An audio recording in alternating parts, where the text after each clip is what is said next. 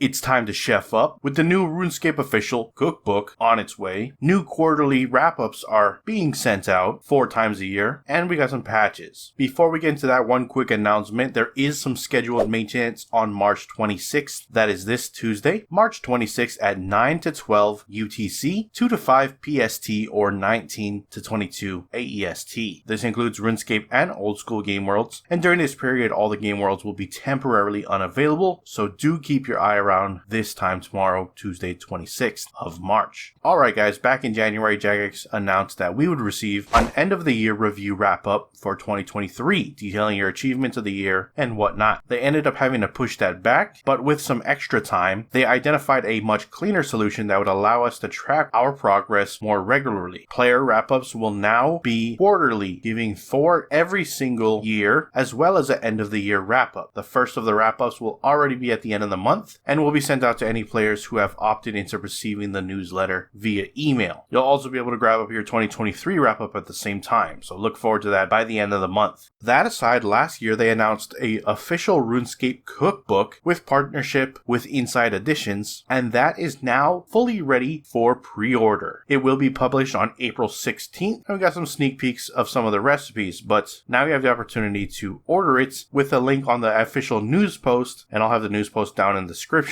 Not only is it packed with some real tried and tested recipes based on some of your Gilmore favorites, it also contains a code to unlock a brand new chef outfit in-game, which you can see here, both the male and female variants. So that is available for you if you do buy this cookbook. Again, link in the news post in the description. Do note that the chef's outfit will not be available to unlock until April 16th when the cookbook is officially launched. And the code works one time, one code per purchase. Anyways, if you enjoyed the video so far, please hit that like button. If you're not subscribed yet and you'd like to stay up to date on all things RuneScape related, then hit that subscribe button. Thank you. Last thing we'll close out on is the patch notes, so let's see what we've been given with today's updates in that regard. Starting off, one quick hot fix that went live throughout the week. Skill Pet Bunny appearance tokens are now sent to the bank when the player is in an instance or Demonheim. The Sunshine tooltip now shows the correct text when a weapon with planted feet is equipped. The Shadow Tendrils ability now works as intended when using the Hex Hunter and when arrows. All Godsword passive tooltips and passive abilities have been updated. The extra action button, used in such encounters as Zamorak, Lord of Chaos,